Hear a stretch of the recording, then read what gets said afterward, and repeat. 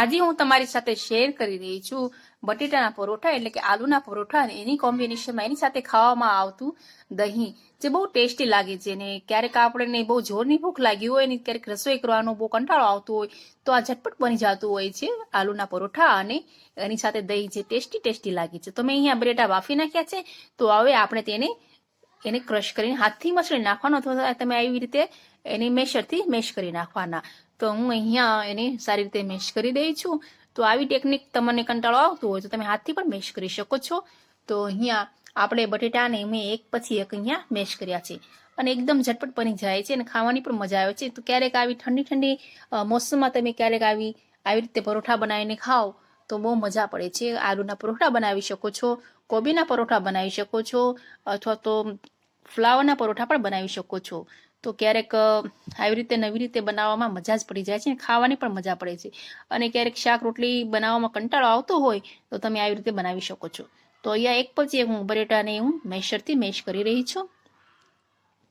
અને જો તમને આવી રીતે કંટાળો આવતો તો તમે હાથથી પણ મેશ કરી શકો છો અથવા તો જે આવે છે પાવભાજીને આપણે જે રીતે મેશ કરીએ છીએ તેનાથી પણ તમે મેશ કરી શકો છો. એકદમ સરસ રીતે અહીંયા મેશ થઈ જાય છે. ગરમ ગરમ બટેટા હતા અને અહીંયા મેં સારી રીતે એને મેશ કરી નાખ્યા છે. તો તમે જોઈ શકો છો ફ્રેન્ડ્સ, એકદમ સરસ રીતે ટેસ્ટી આ પરોઠા ખાવાની. અને આ ઠંડી મોસમમાં ભૂખ પણ એટલી બધી વધારે પડતી લાગતી હોય છે તો આવી રીતે પણ બનાવી શકો છો. તો હવે તેમાં આપણે મસાલા એડ કરીશું. તો મેં અહીંયા હળદર, લાલ મરચું 1 ચમચી, હળદર અડધી ચમચી, ધાણા જીરું અડધી ચમચી એડ કર્યા છે.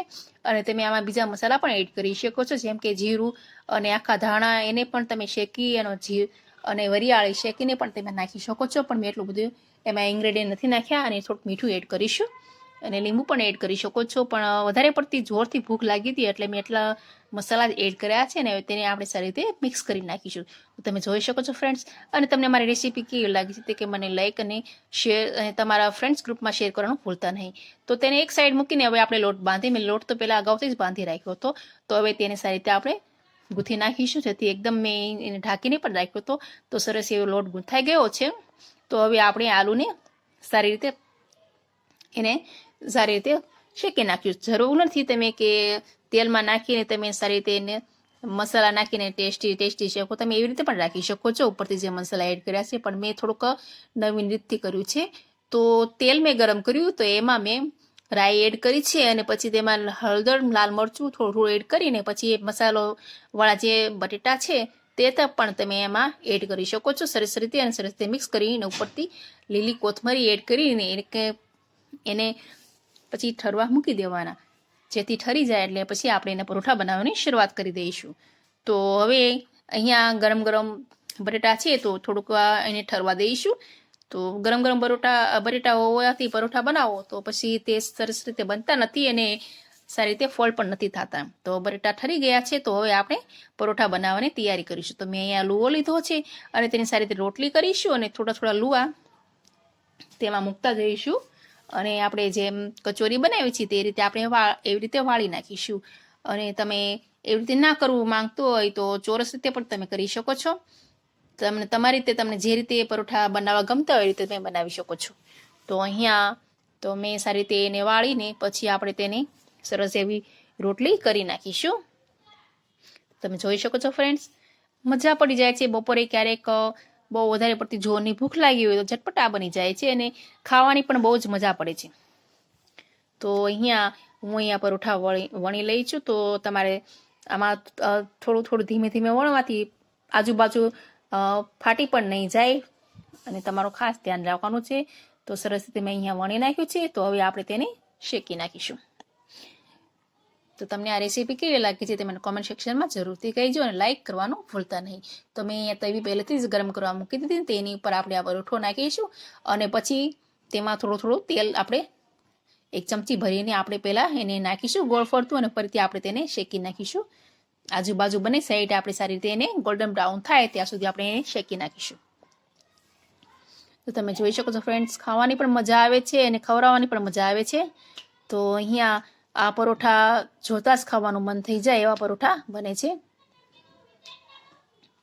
તો તેને આપણે સારી રીતે બંને બાજુ શેકી નાખ્યું. તો તમે જોઈ શકો છો ફ્રેન્ડ્સ, એકદમ સરસ અને ટેસ્ટી લાગે છે.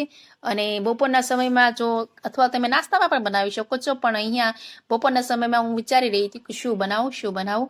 તો વિચારતા મને વિચાર આવ્યો કે ચાલો આપણે આ પરોઠા બનાવી અને તેની સાથે આપણે દહીં નાખીને ખાઈએ, પણ બહુ મજા આવે છે. તમે એકવાર ટ્રાય કરજો. અને તે દહીંની અંદર તમે જો તમારી પાસે ગાજર હોય તો ગાજર છીણીને નાખજો અને ઉપરથી વઘાર કરજો. તો મેં અહીંયા ગાજર નથી નાખ્યું, પણ મેં કાકડી નાખી છે. બહુ સરસ એવો ટેસ્ટી લાગે છે. તો આપણો પરોઠો બનીને તૈયાર થઈ ગયો. તો હું તમને બીજું પણ બનાવીને દેખાડીશ. તો આપણે સારી રીતે એને ફરીથી આપણે રોટલી બનાવી નાખીશું એકદમ સરસ મોટી, અને તેમાં આપણે બટેટા તેમાં મસાલો છે તે આપણે એમાં એડ કરી દઈશું. તો તમે જોઈ શકો છો ફ્રેન્ડ્સ, સરસ એવા ટેસ્ટી લાગતા પરોઠા ક્યારેક આવી ઠંડી ઋતુમાં ખાવાની મજા પડે છે. તો જ્યારે આપણે રોજ શાક રોટલી ખાતા જ હોઈએ છીએ, અહીંયા તમે વટાણાના પરોઠા પણ બનાવી શકો છો. ફ્લાવર, કોબી, તમારી પાસે જે પણ અવેલેબલ હોય તે તમે ગરમા ગરમ આ ઠંડી મોસમમાં ગરમા ગરમ પરોઠા બનાવી શકો છો અને ખાવાની, અને છોકરાને પણ લંચ બોક્સમાં પણ તમે આપી શકો છો સવારમાં. તો આવી રીતે આપણે સારી રીતે એને ફોલ્ડ કરી નાખીશું. અને જો તમારે વધારે લોટ હોય તો કાઢવો હોય તો કાઢી પણ શકો છો, પણ મેં નથી કાઢ્યો, એને દબાઈ દઈશું અને હવે આપણે સારી રીતે એને વણી લઈશું. એકદમ સરસ અને ટેસ્ટી લાગતા આ પરોઠા જો તમે બપોરે અથવા સાંજે બનાવો અથવા સવારે પણ બનાવી શકો છો. અને તમને જો મારો વિડીયો, મારી રેસીપી ગમતી હોય તો પ્લીઝ લાઇક કરવાનું ભૂલતા નહીં, અને તમારા ફ્રેન્ડ્સ ગ્રુપમાં શેર કરવાનું પણ ભૂલતા નહીં. અને પરોઠા તો દરેકને આવડતા જ હોય છે, પણ ક્યારેક આપણે સવારના પોરમાં બનાવીએ છીએ, પણ ક્યારેક બપોરના સમયમાં પણ આવું ગરમા ગરમ આવી ઠંડી ઋતુમાં ખાવાની મજા જ પડી જાય છે. તો તમે ક્યારેક આવી રીતે બનાવજો અને ખાજો, પણ મજા જ પડી જાય છે. અને તમારા મસાલામાં તમે મસાલામાં વધારે પડતો મસાલો પણ એડ કરી શકો છો. મેં એટલો બધો નથી નાખ્યો. તો તમે જોઈ શકો છો ફ્રેન્ડ, એકદમ સરસ રીતે હું એને બંને બાજુ તેલ નાખીને સારી રીતે શેકી રહી છું. એકદમ સરસ અને ગરમા ગરમા પરોઠા જલ્દી ઝટપટ બની જાય છે. શાક રોટલીમાં આપણે શાક બનાવવા બેસીએ છીએ, પછી રોટલી બનાવીએ છીએ, પણ ક્યારેક આવી રીતે ઝટપટ આ પરોઠા બની જાય છે, જે ખાવાની પણ મજા પડી જાય છે. તો આપણા પરોઠા હવે તૈયાર થઈ ગયા છે. તો તમને જોઈ શકો છો એકદમ સરસ અને ટેસ્ટી લાગતા આ પરોઠા. તો હવે આ ગરમા ગરમ પરોઠા બનીને તૈયાર થઈ ગયા છે. તો હવે અહીંયા તમે જોઈ શકો છો. હવે તેના હું તમને અંદર તોડીને પણ દેખાડીશ. એકદમ ગરમા ગરમ અને જોતા જ ખાવાનું મન થાય છે એવા પરોઠા છે. તો તમે ક્યારે બનાવશો તે મને કોમેન્ટ સેક્શનમાં જરૂરથી બતાવજો. તો તમે જોઈ શકો છો ફ્રેન્ડ્સ, અંદર પણ એકદમ બટેટા એકદમ ભરેલા છે, એકદમ સરસ, ક્યાંય પણ કાચું નથી. અને ગરમા ગરમ પરોઠા એકવાર ખાશો તો તમને એમ થશે કે હવે આપણે શાક રોટલી તો રોજ ખાઈએ છીએ, પણ આ પરોઠા ક્યારેક ખાવાની પણ મજા પડી જાય છે. તો તમે બનાવવાનું તો ભૂલશો જ નહીં. તો હવે આપણે દહીં, જે હું તમને પરોઠાની સાથે કોમ્બિનેશનમાં જે દહીં ખાવાની મજા પડે છે તે હું તમને દહીં બનાવીને દેખાડીશ. દહીં તો તૈયાર જ છે.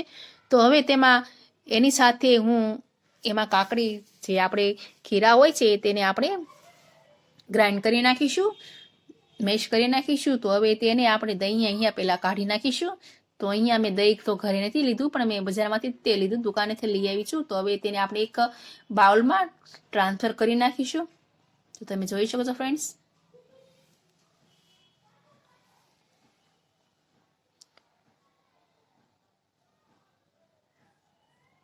અને હવે આને આપણે આ ખીરા તેમાં એડ કરી દઈશું.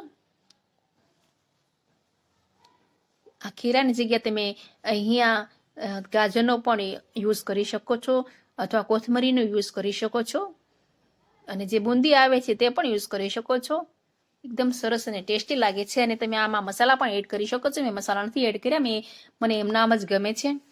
અને તમે દહીંમાં મસાલા પણ એડ કરી શકો છો. તો હવે આપણે દહીંને સારી રીતે વઘારી નાખીશું. તો મેં અહીંયા 1 ચમચી જેટલું તેલ એડ કર્યું છે, અને તેમાં આપણે જીરું એડ કરી દેવાનું છે.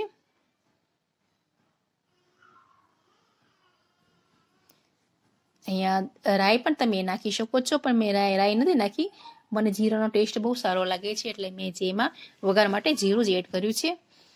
તો તમે જોઈ શકો છો ફ્રેન્ડ્સ, સરસ છે એવું ટેસ્ટી વઘારેલું દહીં અને ગરમા ગરમ પરોઠા ખાવાની જે મજા આવે છે એ હું તમને કયા શબ્દમાં કહું, તમે જ્યારે ઘરે બનાવશો ત્યારે જ તમને ખબર પડશે કે પરોઠાની સાથે દહીં ખાવાની બહુ જ મજા આવે છે. તો અહીંયા મેં તેલ ગરમ થઈ ગયું એટલે મેં જીરું એડ કર્યું છે અને એમાં મેં લીલા મરચાં કટિંગ કરીને નાખ્યા છે અને તેમાં થોડુંક મરચું આપણે એડ કરી દઈશું, લાલ મરચું. જો તમને ભાવતું હોય તો તમે એડ કરી શકો છો અથવા સ્કીપ પણ કરી શકો છો. તો અહીંયા થોડુંક દેખાવ કરવા માટે, થોડું દેખાડવા માટે મેં અહીંયા લાલ મરચું એડ કર્યું છે. એકદમ એ પણ મેં 1 પિંચ જેટલું એડ કર્યું છે, વધારે નથી નાખ્યું. અને તેને સારી રીતે આપણે મિક્સ કરી નાખીશું અને આ વઘાર આપણે દહીંમાં એડ કરી દઈશું. અને તમારે આમાં વધારે પડતા મસાલા એડ કરવા હોય અને દહીંમાં તમે જીરું શેકીને એડ કરો તો પણ સરસ એવો ટેસ્ટ આવે છે. તમે બીજું કાંઈ ના નાખો, તમે જીરું નાખો તો પણ સરસ એવો ટેસ્ટ આવે છે.